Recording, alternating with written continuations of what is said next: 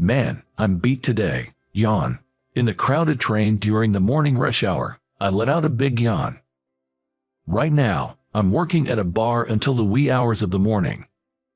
Until last month, I was working as a salesperson at a food manufacturing company. I worked diligently for 20 years. I was a veteran employee. In my job, I had a good client base and my sales performance wasn't bad. In the past, I even won a CEO's award and was promoted year after year. The shadow cast over my otherwise smooth sailing career began with an incident this spring. It all started when our parent company was caught cutting corners in the product manufacturing process, creating a big scandal. My company, caught in the fallout, cites financial situation worsened. Higher-paid managers were encouraged to take early retirement, and I ended up being indirectly laid off in a roundabout way. The severance pay was meager, and unemployment benefits alone weren't enough to cover living expenses. I didn't have kids, so there was no child support to worry about, but I was paying for not only the house and car loans but also the care expenses for my dad, who was ill and in a facility. I needed to find a job as soon as possible. Any job would do, as long as it provided a stable income. The day after I was told about the layoff, I heard that a longtime employee had quit the bar I always visited after work, so I immediately asked for a job. Working nights came with a decent pay bump. I started working at the bar right after leaving the company. Working late hours is pretty tough, but I've gotten used to it. Tired from work, I rang my home's doorbell. Usually, my wife, Linda, would open the door right away, but this time she didn't come out. What's going on? I used my key to open the door. I'm home. Linda was sitting at the dining table chair. Despite it being morning, the curtains were still drawn, and the room was pitch dark. Sensing the bizarre situation, I called out to her while looking at her back. Hey, is something wrong? Then she turned around to face me. Please, let's get a divorce. She muttered just that and bowed her head. What's going on all of a sudden? I've fallen for someone else, that's why. No matter how much I asked for a reason, she insisted on getting a divorce because she had fallen for someone else. I couldn't comprehend what had happened so suddenly, and I was at a loss for words. Linda and I had been married for 4 years. We were originally from the same hometown and high school classmates, reuniting at a class reunion. Both of us had moved to the city and found out we worked nearby, so we started going out for meals after work. Our relationship quickly developed, and it didn't take long before we decided to get married. After getting married, I didn't want to overburden her, so I asked her to quit her job and become a housewife. Since we married later in life, we hadn't planned on having kids. Linda had worked to her limits and didn't seem to have the energy for child-rearing. We always talked things through and shared our feelings, and I was content thinking we were a happy couple. But that was all my assumption. Who was this person she had fallen for? Since when had she been interested in this person? Or were they already close? I had a ton of questions I wanted to ask. Just give me some time alone, please. In the silent room, I reflected on what my wife had told me. I didn't think I was such a terrible husband to be handed a divorce. I wasn't a drinker, nor did I gamble. I didn't have a history of messing around with other women. I thought I had always been kind to my wife. Thought I had.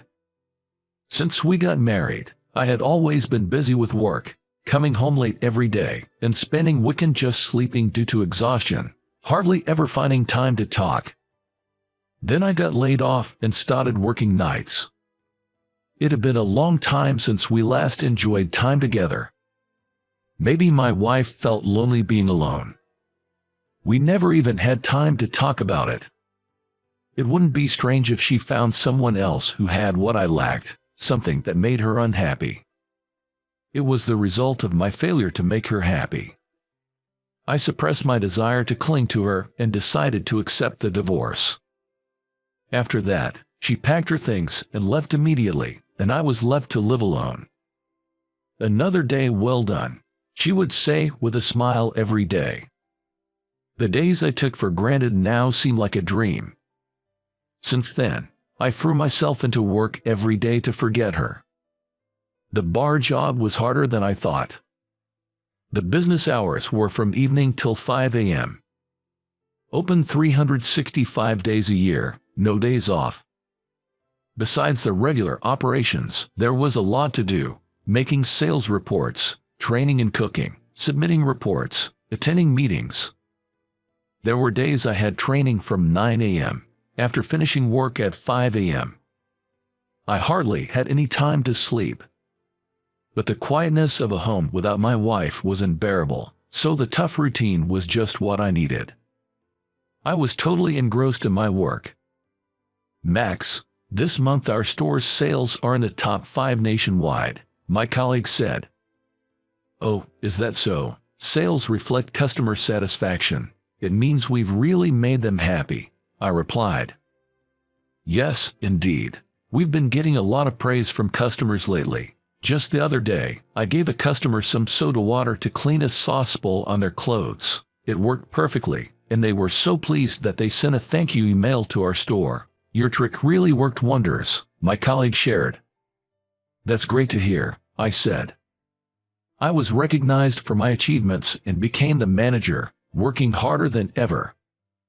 Then it happened.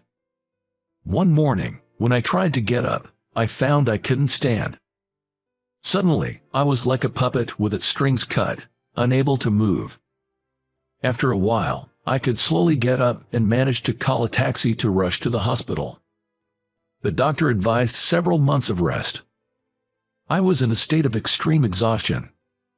Lying at home, I would see visions of my wife. "Are you okay? I've made some soup," she'd say. But she's not here anymore. Let me forget. Unable to bear being alone, I decided to visit my mom's house in the countryside when I could move a bit. My parents' home was originally a vegetable farm, now just my mom managing it modestly, selling produce in the town market. My dad had fallen ill a few years ago and had been in and out of the hospital. The scenery of my childhood home, where I lived until high school, was as tranquil as if time had stopped.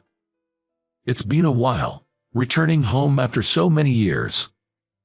My mom was still energetic as always. "You got laid off, then suddenly started working all night, and now a divorce. You're just worn out, both physically and mentally. You should rest up here for a while," she said. "Yeah, I will," I agreed.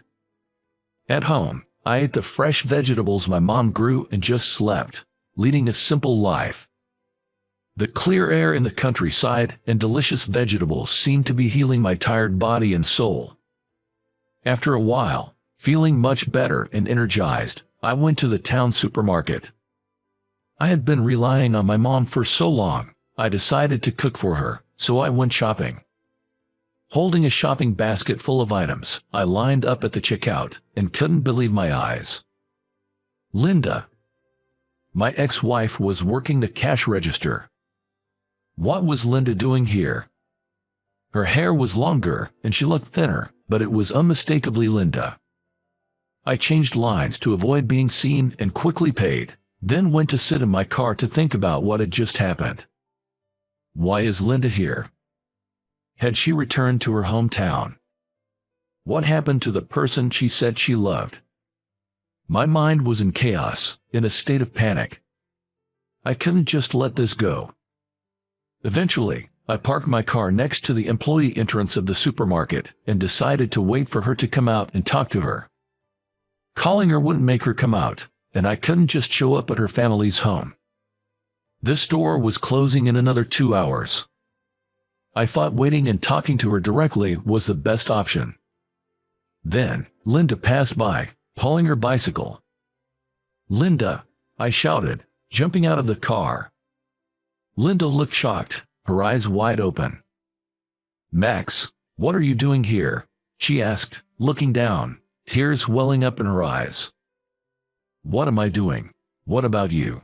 She seemed restless as she spoke. Do you have time tomorrow? I'll email you. Okay, I'll wait for your message. Then, see you tomorrow. With those words, she got on her bicycle and left. On my way home, I received an email from her, saying to meet at a cafe near the train station, at noon tomorrow. I spent a sleepless night and headed to the meeting place with my mind in a haze. As I opened the door at the cafe, Linda was already there. She looked tired, with swollen eyelids, maybe from a sleepless night too. I sat down in front of her and ordered a coffee, then quickly drank some water. My heart was pounding, seeing her after such a long time. There were so many things I wanted to ask, but I didn't know where to start. Linda was looking down all the time. There was a long silence. She was the first to break it. I'm sorry. I couldn't find the words to reply. Have you been well? That was all I could muster. Then she suddenly covered her face with both hands and started crying. How can I be okay? I had to leave you, whom I wanted to be with. What are you talking about? You said you fell for someone else and wanted a divorce. I asked, confused, looking at her crying. Then she started to reveal something shocking.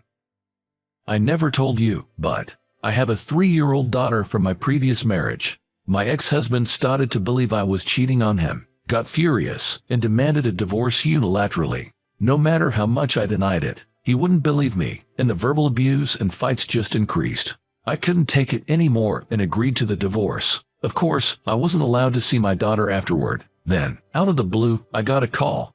He was living with his mother, who was taking care of our daughter, but she passed away, and he got ill and said he couldn't take care of her anymore. I couldn't leave my child with him, but I also couldn't bring her to our home. So, I thought the only option was to divorce you and go back to my hometown to take care of her. Tears kept falling from her eyes. I've been struggling every day, wondering what to do. I couldn't bother you with my problems, but I didn't want to leave you. There hasn't been a day I haven't thought of you. It's my fault. I had something so important and got married. That's terrible. She said in a weak voice, crying aloud. I knew she had been divorced, but I didn't know about the child. I wished she hadn't kept it a secret, but knowing she had suffered alone all this time filled me with an overwhelming sense of heartache. I'm sorry too, Linda. I was so wrapped up in my own issues that I didn't listen to your problems. Whether you have a child or not, my love for you doesn't change. I grasped her hand, holding a handkerchief, firmly with both of mine. Dad, I've brought some vegetables with Grandma. Serve these pickles at the restaurant too, she said. Oh, thanks. These cucumbers are really good, I replied. After that, I quit the bar I was working at, sold my house, and came back to my family home. Now, I'm living here with Linda and her child. Somehow, I've started being called Dad by her daughter, and it makes me feel a bit shy every time. Then, I opened a small bar in our town. The restaurant is famous for its healthy menu made with vegetables grown by my mom and is bustling with customers every day. Honey, oh, Max, should we also serve this onion? She asked. Yeah, it's made with good fertilizer. Tastes great, I said. That's true. Linda is helping out at the restaurant too. My dad, who had been hospitalized, is now out of the hospital and comes to the restaurant for his rehabilitation. A few years ago, I never would have imagined returning to my hometown, opening a bar, living with my parents, Linda, and her child. There were many tough times, but they made me realize how happy I am now. Looking at everyone in the restaurant, I felt energized. All right, let's do our best today.